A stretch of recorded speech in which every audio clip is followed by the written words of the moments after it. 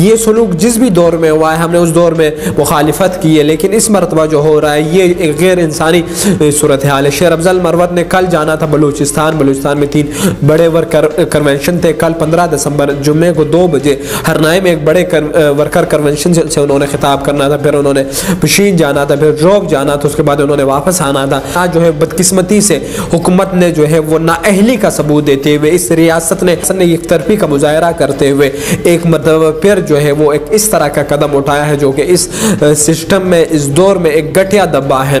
इस तरह के नारवा सलूक जब एक पार्टी के साथ हो रहे हैं तो दूसरी पार्टियां खुशी मना रही है, ताकि ये जमहूरियत के लिए जो है वो एक सियाह दिन है। बिस्मिल्लाहिर्रहमानिर्रहीम। नाजरीन, मैं हूँ आपका मेज़बान जावेद खान और आप देख रहे हैं इंसाफ न्यूज़ पाकिस्तान। बड़ी अहम खबर से आप लोगों को आगाह कर रहे हैं कि पाकिस्तान तहरीक इंसाफ के सीनियर नायब सदर शेर अफजल मरवत को जो है वो लाहौर हाई कोर्ट से जो है वो पुलिस ने गिरफ्तार कर लिया है। अंदेशा यही था कि शेर अफजल मरवत को जो है वो पुलिस लाहौर से गिरफ्तार करेगी और ये जो है वो हकीकत में तब्दील हो गया। जिस तरह आप सब लोगों को मालूम है कि शेर अफजल मरवत जो है वो बड़े धूमधाम से जो है वो पाकिस्तान तहरीक इंसाफ को के वर्कर कन्वेंशन कर रहा था। आप लोगों ने देखा कि बीके में उसने पिछले हफ्ते जिस तरह 3 बड़े वर्कर कन्वेंशन किए, उसने पहला वर्कर कन्वेंशन नौशहरा में किया, उसके बाद फिर उसने बाजुआड़ में किया, फिर क्वाड में जिस तरह उसने वर्करों को जो है वो निकाला, जिस तरह उसने बड़े बड़े जलसे किए वर्कर कन्वेंशन के नाम पे, वो जो है वो तारीख के बड़े जलसों में शुमार होते हैं, खसूसन के बीके में। तो इस वजह से हुकूमत भी डर गई, जो इस्टेब्लिशमेंट है वो भी डर गई, जो मुक्तदर हल्के हैं वो सारे डर गए कि हम तो पीटीआई को ख़त्म करने जा रहे थे, लेकिन शेर अफजल ने जो है वो पीटीआई को दोबारा से जो है वो जगा दिया। इस वजह से जो है वहाँ पे भी जो है वो शेर अफजल पे छापे मारे जा रहे थे। शेर अफजल को वर्कर कन्वेंशन में नहीं था जाने दिया जा रहा। के कारकुन जो है वो बड़े बहादुर थे, उन्होंने 2-3 मरतबा शेर अफजल को पुलिस से छुड़वाया। आज जो है वो शेर अफजल ने वकला से खिताब करना था लाहौर हाई कोर्ट बार में, वहाँ पे वकला कन्वेंशन था। वहाँ से खिताब करने के बाद जब वो GPO चौक पे आए तो वहाँ से जो है वो पुलिस ने उसको गिरफ्तार कर लिया।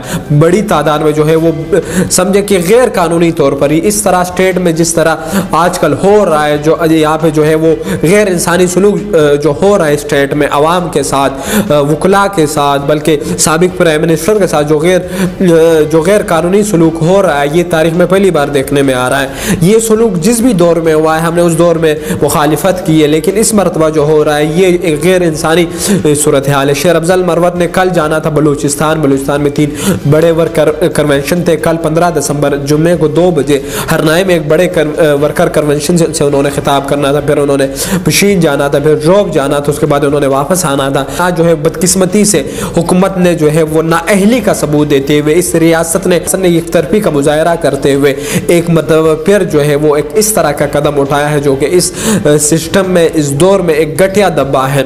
इस तरह के नारवा सलूक जब एक पार्टी के साथ हो रहे हैं तो दूसरी पार्टियां खुशी मना रही है, ताकि ये जमहूरियत के लिए जो है वो एक सियाह दिन है। जो है ये इस्टेब्लिशमेंट ने डर डरा के सारी सियासी जमातें, पूरा इस्टेब्लिशमेंट, पूरे मुक्तदर हल्के, मीडिया सारा डरा हुआ है शेर अफजल मरवत से।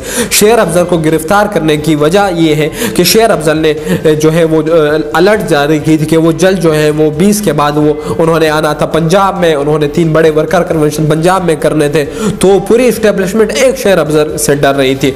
ये जो है ये एक गैर इंसानी सलूक है, गैर कानूनी तौर पर जिस तरह वकला पे आज हाथ डाला गया है। अब ये वाजे हो गया कि इस्टेब्लिशमेंट जो है वो जोर जबरदस्ती से एक पार्टी को ख़त्म कर रही है, आवाम की जो मकबूलियत है उसको दबा रही है। अब जो है वो आवाम को आवाम की मर्जी नहीं होने दी जा रही। ये सलूक आखिर कब तक चलेगा? आखिर कब तक जो है वो इस्टेब्लिशमेंट इस तरह नारवा सलूक करके इस तरह जो है वो लीडरान को गिरफ्तार करेगी? पहले वो समझ रही थी कि पाकिस्तान तहरीक इंसाफ तब खत्म हो गया अगर हम इमरान खान को गिरफ्तार करेंगे। उन्होंने इमरान खान को गिरफ्तार किया, पीटीआई नहीं खत्म हुई। फिर उन्होंने बड़े झूठे प्रोपेगंडे किए पीटीआई के खिलाफ, पीटीआई नहीं खत्म हुई। फिर अभी इलेक्शन कमीशन इमरान खान के खिलाफ है, इस्टेब्लिशमेंट इमरान खान के खिलाफ है, PDM इमरान खान के खिलाफ है, जितने भी बरसर इक़्तिदार आने वाले लोग हैं, मुक़्तदर हल्के हैं, वो इमरान खान के खिलाफ है। मगर इमरान खान की मकबूलियत में, पीटीआई की मकबूलियत में कोई कमी नहीं थी आ रही। शेर अफजल ने जो है वो पीटीआई को एक नई रूह जो है वो पोंग दी थी, तो इस वजह से जो है वो सारे डरा रहे थे। मैं समझता हूँ आज जो है वो एक और सियाह तरीन दिन है। पाकिस्तान तहरीक इंसाफ के वकला ने जो है वो एहतजाज जारी किए हुए हैं, कारकुनों ने भी जो है वो हर प्रेस क्लब के सामने उनके एहतजाज जारी है। इस तरह के नारवा सलूक करके, इस तरह जुल्म व जबर से कभी भी आवाम की आवाज़ को नहीं दबाया जाता। मैं समझता हूँ शेर अफजल मरवत जो है निडर कारकुन है, निडर वर्कर है, वो अपनी नज़रियाती हकूक़ के लिए लड़ रहा है, वो जमहूरियत के लिए जदोजहद कर रहा है। आज जो है वो इस्टेब्लिशमेंट मुक़्तदर ने ये वाज़ेह कर दिया कि वो PTI को कि वो आवाम की आवाज़ यानी PTI को दबाने के लिए हर मुमकिन कोशिश करेगी। आखिर ये गिरफ्तारियाँ कब तक जारी रहेगी, कब तक इस तरह होगी? ताकि लाहौर में शेर अफजल मरवत पे कोई भी केस नहीं है, बिला वजह झूठे केस में 3 MPO को तहत उनको गिरफ्तार किया है। इस तरह किस कानून में किया जाता है? क्या ये जंगल का कानून है? क्या यहाँ पे कोई रियासत नहीं है? इस तरह के जब भी जिस भी दौर में इस तरह के वाक़यात हुए हमने भरपूर मज़म्मत की है और आज हम भरपूर मज़म्मत करते हैं। अगर इसी तरह इस रियासत में जारी रहा तो इस रियासत में कभी भी अमन नहीं आ सकेगा और ना ही इस मुल्क में कभी इस्तेकाम आ सकेगा। मिलते हैं किसी और प्रोग्राम में, दीजिए मुझे इजाज़त। अल्लाह के बाद।